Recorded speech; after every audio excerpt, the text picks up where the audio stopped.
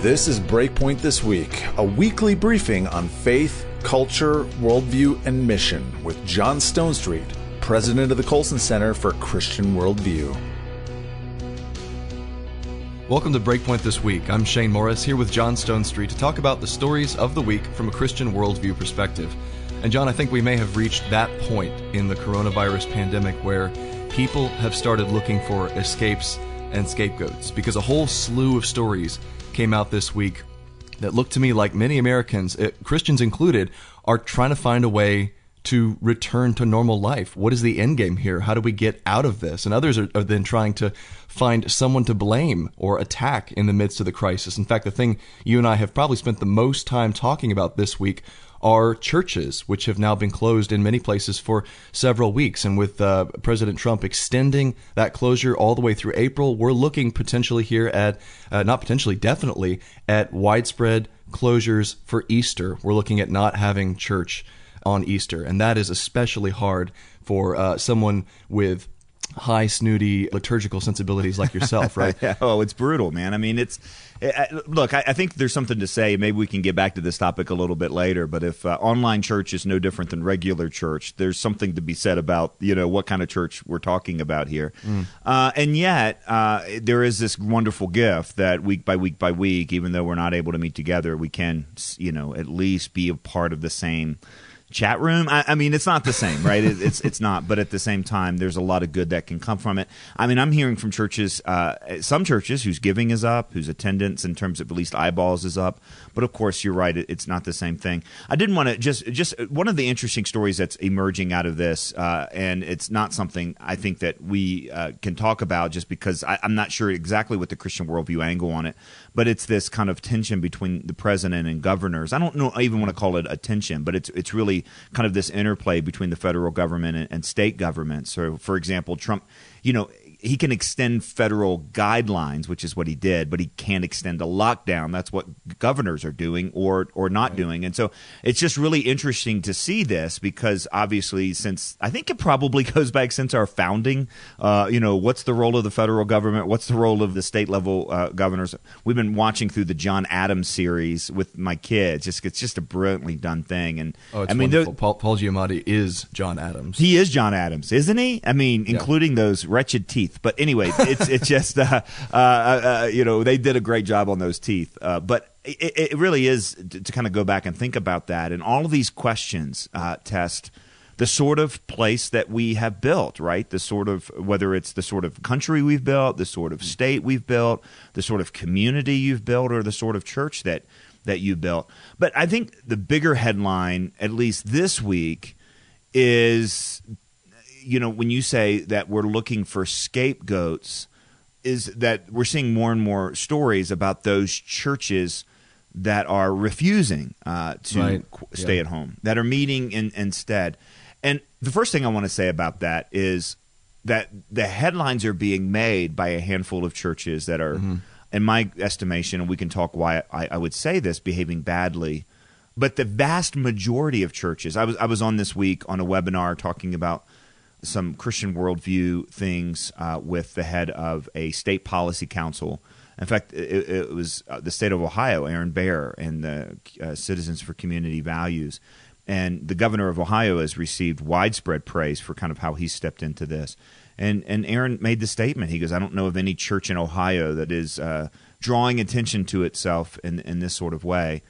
And I say that as someone who's spider sense wary, right, of government overstepping its bounds, particularly into the realm of family and into the realm of church. Exactly. If there's something that we have never talked about on Breakpoint ever, it's religious freedom. And we're just committed to government subjugation of churches. No, I mean, we're very wary of this sort of thing.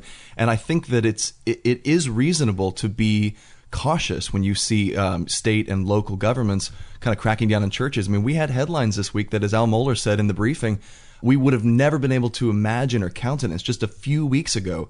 Pastor arrested. Pastor arrested for holding a service down the street from me here in Tampa. I mean, that's a serious headline. But as Al Mohler said, I think the context really makes the story. And then you have to deal with the Westboro Baptist syndrome in the media, where You're right, John. The vast majority of churches are being thoroughly compliant, thoroughly conscientious with government recommendations and orders. They're serious about containing this thing and protecting their older members and so forth. But the few, bad apples, so to speak, make the whole story. And that's true whether you're talking about news reports or editorials that are just sort of cherry picking the churches, like we saw in the New York Times this week, the worst behaved churches, and making those the poster children for Christianity in America. It's just not fair. No, it's not. And even was it the Washington Post where the editorial blamed Christians? That was the New York Times. Oh, the New York Times, where there was an editorial blaming Christians for the slow response of the president. I mean, it was just, and again, holding up the what we call nut picking, something we have tried really hard to avoid in all the stories that we tell. And we tell a good bit of stories, at the Colson Center between Breakpoint and between Breakpoint This Week, that we don't want to hold up outliers and say that those outliers are somehow indicative of the whole bunch, unless indeed they're pointing to a trend that's indicative of the whole bunch. But again, what we've seen is churches really rise up and do what churches do at a time like this, find new ways to gather their people, take care of their own people. And I'm seeing that, I think, carry out in my own church, and hopefully so are you. But at the same time, I'm saying this as someone who's paying very, very close attention to the language of federal officials. I mean, Mayor de Blasio, not federal officials, but government officials. Mayor de Blasio in this New York City said something ridiculous this week, right? And that not only churches would be closed, but they would be closed permanently. A, as if he could do that. B, as just a revealing of the sort of anti-Christian bias that he has. But here's the struggle that I think some Christians are having, and I want to highlight it. I was going back and forth on this with some good friends, and in the context of our own house of worship this past week. And the government is not the authority over the church. Mm-hmm. But at the same time, the government does have a role to play in civil society, and I would even say a God-ordained role, and one that actually involves safety. Now, look, if we knew that on a Sunday morning there was a foreign invasion that was coming that could lead to casualties of dozens, much less hundreds, much less thousands, much less tens of thousands, much less, as we're hearing this week, hundreds of thousands, and the government ordered everyone stay at home, we would do it immediately, right, if we knew that there were that level of casualties at any of those levels.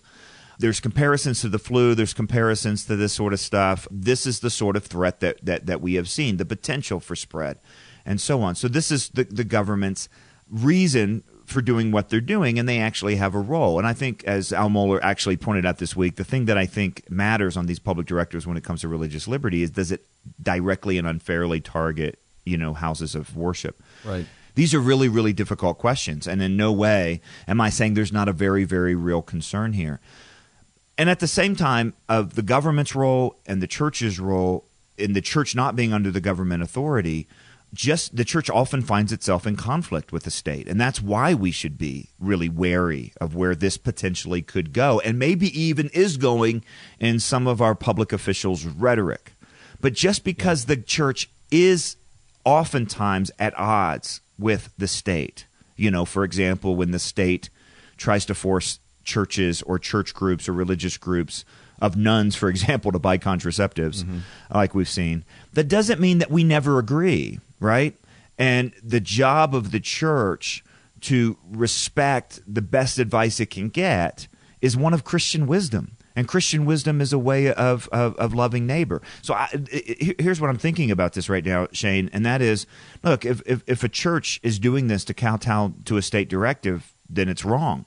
If a church is doing this because it is an act of charity to live according to the best wisdom that we've got right now, particularly if you're a church like mine with very vulnerable members, then this is an act of charity, an act of Christian love. And again, let me just repeat what we said twice already, which is that's what most churches are doing. And still finding ways to help, still finding ways to be outwardly focused at the same time. Well, it's not without precedent at all, and I want to get to those ways that we see churches helping in a second here, John. But in the reading I've done, it's amazing how much precedent there really is for this kind of thing. Whether you're talking about Martin Luther's response to the plagues, or the response that churches had to the Spanish flu outbreak early in the 20th century. In fact, almost about 100 years ago, eerily. from this present crisis, where churches closed down along with pretty much everything else, and there was social distancing at that stage, and it actually helped contain the epidemic. And then, of course, churches reopened after that. There was no grand die-off of churches in 1920. So, I mean, Richard Baxter is another good example that I came across, where, Puritan luminary in England in the 1600s, and he writes in his church directory that if the civil magistrates decide that for purposes of pestilence or enemy invasion or similar immediate threats to life, that churches and other public gatherings should be closed temporarily, then it's our duty to obey the magistrate in that respect. And he actually has this interesting reasoning where he goes to the Gospels and he says that the general natural duty to love your neighbor as yourself can, for a time, defer the specific positive duty of meeting together and not forsaking the gathering of the saints, because that positive duty is ordered toward the natural duty. So you are fulfilling the natural duty, just as Christ did when he, for instance, healed people on the Sabbath. And he said, is it lawful to heal people on the Sabbath? Well, of course it is, because that's an act of mercy and charity, and that's even built into the confessions. So I think based on that, it's right to prevent the spread of a virulent disease on Sunday, on the Sabbath, to love your fellow man in that way, as long as it's, as Baxter says, temporary. And that's what we're seeing, a temporary closure here. Yeah, and I think there's too many thinking that it's an either or, right? Like, right. In other words, that if I follow the directive, then I can't, be vigilant about religious freedom or freedom of assembly or things like that. And I think you not only can do both, I think you have to do both. In fact, I want people to kind of stay tuned to our podcast, which you can subscribe to wherever we're having this, wherever you get podcasts. We're having this conversation on a number of levels, but and soon, in just a couple episodes, I don't think we've kind of scheduled it in, although the interview is definitely scheduled in.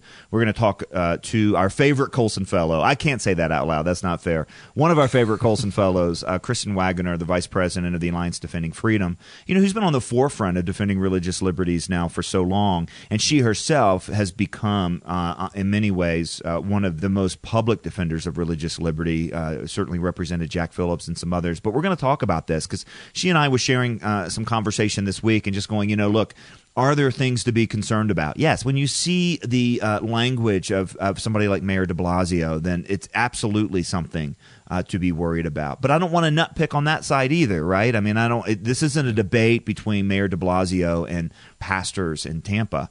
This is a real struggle, and we have to pay attention because very often freedoms are lost in the name of safety. We talked about this last week. It is a real concern. To pretend it's not is to forget the TSA, right? That's my new mantra. There it is. Do you like? It took 13 minutes, though. I think 14 minutes. Yeah, it took a long time. I've worked that in, by the way, Shane, to every single interview that I've done over the last 2 weeks. You've worked it into every single interview. Oh, I'm not just here. I'm talking about like on the World Podcast, on webinars, on other things. So, well, we got to take a break here for a brief pat down or a random search. You're listening to Breakpoint This Week. I'm Shane Morris here with John Stonestreet. We'll be right back to talk about more of the stories of the week from a Christian worldview perspective. Stay tuned. We invite you to visit Breakpoint.org, and while you're at our website, be sure to browse our online Colson Center store of books and other resources. And you can find links to our social media sites like Facebook and Twitter. We're back on Breakpoint this week talking about the stories of the week from a Christian worldview perspective. And John, one of the stories that really caught my attention this week was the bizarre reaction to, I think, one of the most beautiful and effective displays of Christian outreach and charity in the midst of the coronavirus outbreak, and that's the ministry Samaritan's Purse, which set up a hospital, a temporary 60-bed hospital in Central Park with respirator units to treat those who have overflowed from the hospital there in New York. And you'd think, this is a great thing. This is going to be a huge boon for the sick in New York, where it's one of the hardest hit areas of the country. And yet the response has been, from several quarters, has been to question whether this ministry is up to snuff because it could discriminate or offer subpar care to LGBT individuals and so forth. So they're worried about bigotry on the part of Samaritan's Purse. Probably the worst reaction came from Mayor de Blasio of New York, who said that basically bought into the rhetoric that this is a Christian extremist group and said his office is going to be keeping a close eye on them to make sure they're not discriminating against patients. And then we saw this op-ed also by Catherine Stewart on March 27th in the Times, more or less blaming Christians, evangelical Christians, for the extent of the coronavirus outbreak. And that's what I meant at the beginning of the show here with looking for scapegoats. And it was truly one of the worst pieces I've ever read in the pages of the Times. I mean, it was effectively taken apart, I think, by Focus on the Family. There was a great response there, and we'll link that in our show notes. But some of the worst lines for it were actually the subtitle there. Rather, the original title was "The Road to Coronavirus Hell Was Paved by Evangelicals." The title was later changed to make it a little less extreme, but the piece leans heavily on this charge that evangelicals deny science. And the evidence that Stewart uses for this charge is that apparently several top members of the administration and the health officials in the Trump administration attend a Bible study. And that's the evidence for it. So, I mean, it's really, really just shocking. Well, it is. I'm going to let you take apart some of the history of, science and those who attend Bible studies a little bit later. But no, it really is an amazing thing. Our friend Eric Metaxas actually posted on his social media as well as other places, we'll link to this as well, where he took his jog, socially distanced, down towards Central Park and actually got a tour through this new hospital from Samaritan's Purse, and complete with mask, and they were describing what it was that they were bringing to the city. I mean, this is a place completely dedicated to treating not only COVID-19 patients, but really bad off COVID-19 patients. I think there was something like 4 ICU units within this big old tent that they set up right there in the middle of Central Park, and they're working directly with the local hospital on the care and sharing of resources and so on. And you know what? This is, of course, not Samaritan Purse's first rodeo, right, with epidemics. I saw just a wonderful comment this past week. I'm trying to remember where it was. I think it was somebody who had kind of collected how Christians can respond, a set of different voices. And one of them was my friend David Stevens, the former CEO and president of the Christian Medical and Dental Association, I think is what it is, CMDA. Mm-hmm. And so what he talked about was the experience that they've had around the world dealing with pandemics. This past week, we checked in on our friends who are refugees from Burundi. And it's a couple that basically grew up in a refugee camp, because Burundi kind of received the wake of the Rwandan genocide. And we're just checking on them and really wanted to ask if they were afraid. And as soon as we said that, we kind of realized they had dealt with pandemic outbreaks and, cholera and whatever else. This is, in other words, around the world, this sort of thing is not completely unheard of.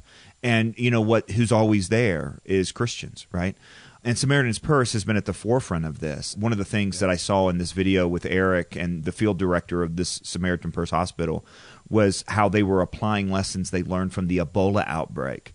And, of course, our former colleague Warren Smith, how many times did he talk about how Samaritan's Purse had effectively run into the Ebola outbreak, how they had dealt with it, how they actually had seen it all the way through, cared for patients, and so on. And so, in other words, they're taking lessons learned from Africa with Ebola and applying it to New York City with the coronavirus. Yeah, and this is, to be clear, the organization that the Daily Beast referred to as having a spotty record. A spotty when it comes record. to care. Yeah. What? Their record is certainly better than the federal government. And let me just say this. Do you know how many times they've refused to treat a single LGBT person? Never. Same with the Salvation Army. It's the same thing. No, it's exactly right. And what we're dealing with here is two things.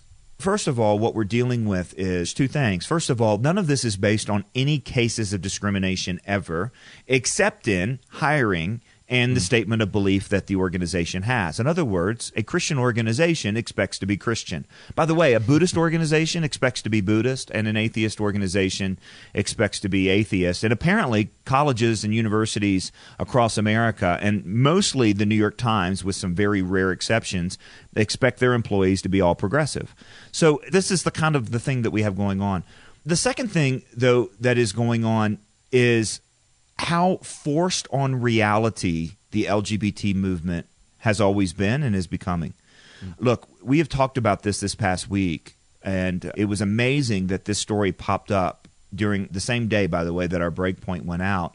We were talking there about the outcry that gender transitioning surgeries, which are called by many gender affirming surgeries, which is a really strange title for something that we're actually going to affirm your gender by cutting off perfectly your organs. Cutting off perfectly healthy body parts, right? I mean, so in other words, anyway, that's another commentary that we already did. So this commentary was about this cry about that this is deemed non-essential. You know what else was deemed non-essential? Colonoscopies, which could actually, point out colon cancer and save a life. And when you read this article, which I think was in Vice, it just seems so out of touch. Yeah. In our book on worldview, Bill Brown, the dean of the Colson Fellows, myself, Gary Phillips, we introduce a test for worldview we call the test of the real world. Because sometimes ideas look really good on paper, like communism. And they look really compassionate on paper, like communism. But then they actually get carried out and they slaughter, 100 million people in a century. Right. This is one of those ideas, the LGBT idea, which looks, might look good on paper, might look whatever. But when you kind of apply it in the real world, particularly the real world of crisis, it just comes across as petty. It just comes across as, get out of the way. I love what Catholic writer, is it Peter Hassan? It's Peter Hassan, what he said. On Twitter. If you're getting mad at the people taking care of the sick during a pandemic, maybe you should consider the fact you're not the good guy in the story. It reminds me of that Mitchell and Webb sketch where they're the SS soldiers on the front line in World War II, and they're sitting there, watching the advance of the Soviets, and one of them goes up to he's like, "Hans, have you noticed we've got skulls on our caps? Are we the baddies?" And then they have this whole discussion about whether they're the bad guys or not. Yes, if you're questioning the, healthcare during a pandemic by this charitable organization setting up shop in Central Park, you need to think about whether maybe you're the baddies. Yeah.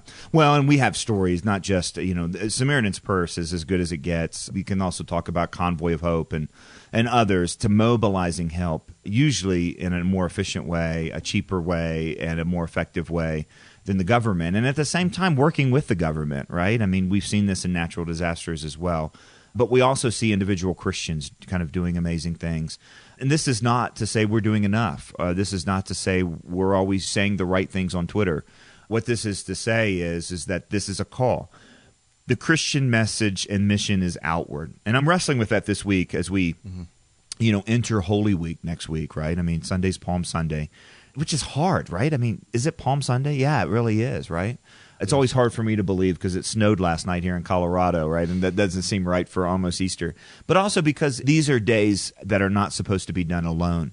This is not the way it's supposed to be. And we can acknowledge that and at the same time say, look, there are churches. Let's talk about the mega church in Oklahoma that after its drive-in service, which is one of the innovations, is giving away groceries. Let's talk about it. It was really funny, by the way, John. If you haven't seen video of it or the pictures, the pastor is up on a scissor lift in the sky with this whole parking lot full of cars. And when he makes a good point, instead of saying amen, people honk their horns. Oh my goodness. This is like a class I taught this week where the chat feature was open. And the chat feature during a class of almost high schoolers or just graduated high schoolers completely gets out of control. Actually, my daughter, who's in middle school, said that the teacher of her Zoom class left the chat feature open. And it was just, middle school girls and boys. So they were just kind of writing hi a million times in the chat box.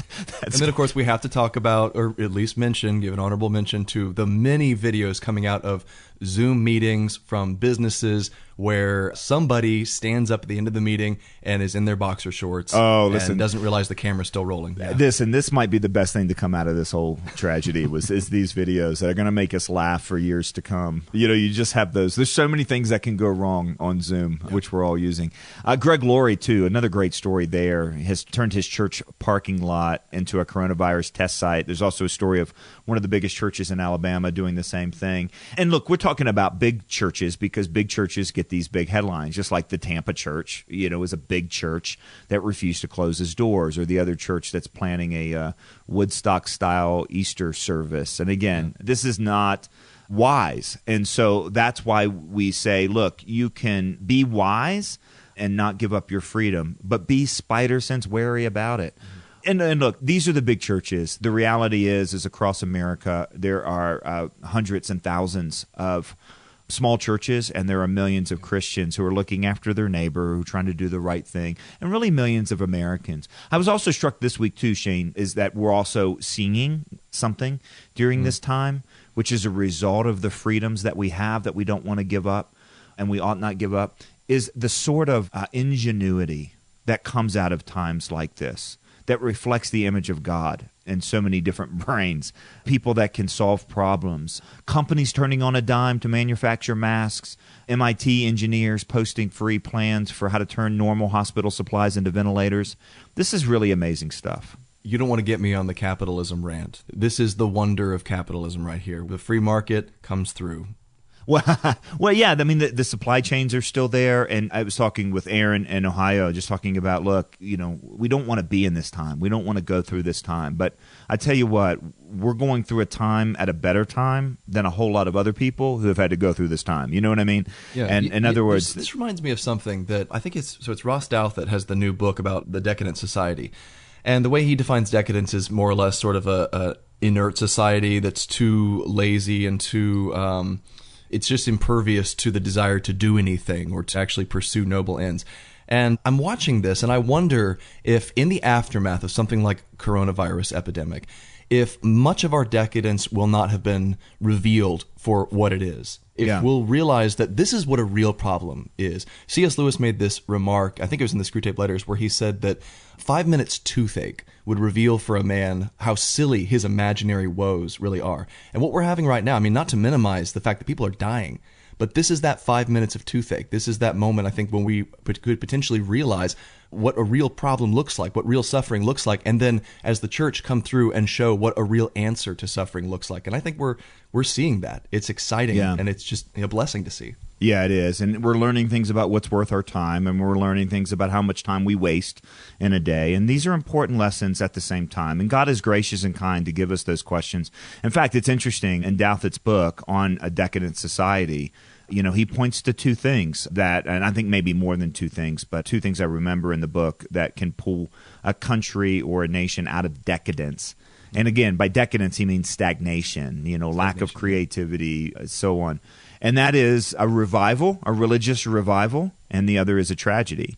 And those two things can, focus the mind. And you know what? There's even evidence that maybe we might, by God's grace, see a revival during this tragedy. Let's not forget that it was in the midst of plagues that many Romans were converted. I talked about that with Glenn Sunshine on our podcast, that one of the greatest agents of conversion in the Greco-Roman world was seeing Christians and their response to a deadly plague. I mean, we've got an opportunity that's very reminiscent of that right now in America. Yeah, it is really one of the amazing stories. And really, it's because we are people of hope. And these are the times that test one's worldview, right? These are the times that try men's souls. Who wrote that, Shane? Well, that's a famous line. You might Google it while we're here on the podcast. But listen, I mean, these are the times that test men's worldview. Thomas Paine. Thomas Paine, of course. Oh, I'm embarrassed having been kind of diving into the American Revolution. Okay, here's my libertarian card. Sorry, I can't claim it anymore. Yeah, that's right. You got to turn it back in. But we talk also in our book on worldview about dissonance. And one of the best phrases for this, is that a worldview can hold you together until something just clashes, kind of like a junior high orchestra. Something's coming in from the outside that doesn't fit. But Steve Garber, who we'll have on our podcast because he's got a terrific new book, but in his old book, A Fabric of Faithfulness, he has a phrase called a big enough worldview. Is your worldview big enough for the real world? And I think that's where a lot of people are falling short. I mean, we talked about, a group of celebrities trying to encourage our souls by singing about there's no heaven or hell in a song Imagine. That worldview is not big enough. My favorite response to that, John, was a pastor friend of mine who used to live here in Florida, and he's moved to Canada, and he actually retweeted the story about the spring breakers on Miami Beach, just sort of saying, I'm just going to have a good time, and if whatever happens, happens. If I spread the disease, then so be it. And he said, imagine all the people living for today. Oh. Yeah, I mean, but that is, right? That's so true. Yeah. Oh, that's a great point. And, as my friend Brian Mattson tweeted, give these guys a little bit of a break because it's the only worship song that they have. And you look at the Psalms, and the Psalms gives us worship songs, praise songs. The Psalms give us history lessons of God's working through history. The Psalms give us complaints and gives us, complaints against our enemy, complaints against injustice, complaints against disease and sickness.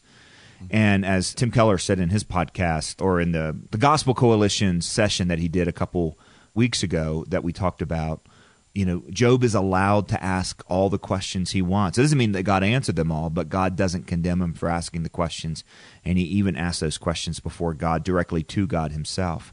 And, there's a vertical axis to life that is particularly explained by Christianity that becomes, I think, intriguing at such a time as this, when all one is used to living with is a horizontal axis. And I think that's what we're really seeing in the opportunity to share the faith. I want to go back, your predecessor, Ed Stetzer, used to like to hammer away at the that fake quote from St. Francis of Assisi, right? Yeah. Preach the gospel at all times and when necessary, use words. We are seeing the church across the board preach the gospel through deeds right now. Samaritan's Purse, some of these churches, it's Christians hard to everywhere. Hate someone who's giving you groceries when you need them. It's hard to hate someone who's got a hospital set up and is going to help you, not get stuck in the hallway of the local hospital when the overflow happens because they don't have enough beds. I mean, that's right. Those are the kinds of actions that point to that horizontal axis in a worldview that show how truly inadequate the worldview of John Lennon is. It's the kind of response that can convert hearts and change civilizations and create revival. So yeah, that's right. But the other part of that is Christianity's a message. So use the words. The words are compelling, right? This is a time when people are asking those questions, and we need to be ready to actually answer those questions. In fact, later on today, Friday, here as we record, our colleague Bill Brown will be talking on Facebook Live about how do we explain evil and suffering? Why did God let something like the coronavirus happen? And we'll add that link once it's available and live to the show notes as well. Ed used to like to add to the St. Francis of Assisi quote, A, that he didn't say it, and B, that's like saying that, feed the poor at all times and if necessary use food. Yeah, that's right. But, this all reminds me of, I've told the story before when I speak of having a conversation with a grumpy atheist woman who was from Florida, by the way, on a flight. And let me just apologize on behalf of my state. I'm sorry. In these dark times, I'm sorry. She was a piece of work, let's just say that. But it was a fun conversation. It made the 3-hour flight go really, really fast. But, somewhere as we were descending after this, incredible conversation with this grumpy lady. She was grumpy, but in kind of the fun grumpy, you know what I mean? And she just said out of nowhere, Shane, she said, my neighbors are Christians. And they're crazy. I think they're nuts. But every time a hurricane comes, they help me board up my house. Oh, that's pretty crazy. And I thought to myself, you know what? It's word and deed, right? And so you're right. You can't hate somebody who's helping you board up your house when they have their own house to take care of. I know it's a cliche, but I've become more and more convinced over the years, and as I've seen it in action, that the thing that our Sunday school teachers used to tell us about how people are gonna see your behavior and they're gonna ask you, what's different about you? What do you have that I don't? That's real. That's true. People do come up and ask you that question when they see your behavior. And then when you're ready to give them the gospel in response, you're ready to give them those words that you need to preach Christ's truth. That's a powerful moment. Well, speaking of which, that's actually a great segue to talk about a decision we made this week at the Colson Center to suspend our in-person gathering in May. We knew it was coming. We were, waiting for the officials to offer the guidance and to be able to work with the hotel in order to take care of this details as best as possible. And we had to make that decision this week. But God in his kindness, we look back. We spent a lot of time this week, Shane, looking back on the last 4 years since the Colson Center became an independent organization from Prison Fellowship. And we took seriously, again, this mission that God gave Chuck and Chuck gave us. And so we actually have spent so much time pivoting our resources and energy into being able to serve people with a Christian worldview message online, that the prospect of taking this gathering that we have every year, the Wilberforce weekend, which is our family reunion. So look, it's not going to be the same. It's like Easter at home. It's not the same. There's so many people I get to see that I love, that I care about, that I don't get to see very often, that are part of our extended family, whether Colson Fellows, Colson Fellow regional affiliate leaders or cohort leaders, or just our ministry partners, those who invest in this ministry through prayer and giving. It's just a great gathering. But we have been able to pivot pretty quickly to offer all that content online. And, we prayed a lot about it and decided, you know what? We're going to take away all the barriers. We're going to offer it completely for free. And, it's just, this is a tough time. People, have to watch what they spend their money on. And yet, what a wonderful time to redeem the time and think more deeply about one's faith and one's calling in the world. And that's always been what Wilberforce is about. William Wilberforce was about that. Chuck Colson was about that. The Wilberforce Award is about that. And the Wilberforce Weekend is about that. And we wanted to do it. So completely free. Come to wilberforceweekend.com or just come to breakpoint.org, and you'll be able to find information on how to sign up for this virtual event. The theme is the same: truth, love, together. How you can live the faith, how you can speak the faith, and how these two things are not in conflict with one another. It's an incredible line of people that are going to help us think through this, both from America and internationally, people that are on the front lines of some of the most difficult questions of our culture in difficult areas, hostile areas for Christians, and yet are doing their work with just character and grace and love. And we're going to wrestle with this stuff, and it's a wonderful, wonderful lineup. We're calling it Truth, Love, Together, a Colson Center virtual event. And again, the sign-up is completely free to get all the videos on demand. And then, of course, we'll also be streaming the sessions online. And so, again, come to wilberforceweekend.com for that. We hope to see you there virtually, folks. And then, of course, we look forward to when we can gather together again in person, even as we, as church members, look forward to when we can all gather together again as God's people and worship in the wake of this coronavirus epidemic. Be sure to visit breakpoint.org for links to all the resources John and I have mentioned today on the program. For John Stonestreet and the Colson Center, I'm Shane Morris. Thanks for listening.